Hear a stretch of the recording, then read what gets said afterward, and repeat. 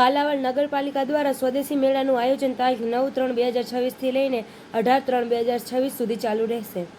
Vocal for local સ્વદેશી વસ્તુઓને અને નાના ધંધાર્થીઓને પ્રોત્સાહન મળે એવા હેતુથી મેળાનું આયોજન કરવામાં આવ્યું છે।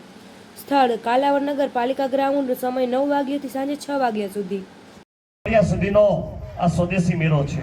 આમાં કાલાવડની 20-25 સ્ટોલોમાં લોકોએ પોતાના ઉત્પાદનોનું વેચાણ કરવા માટે રાખ્યું છે। આ મેળો સવારના 9-10 વાગ્યાથી સાંજના 7 વાગ્યા સુધી ચાલુ રહેશે, 15 તારીખ સુધી। અને બાળકોના મનોરંજન માટે પણ અહીંયા વ્યવસ્થા કરવામાં આવી છે।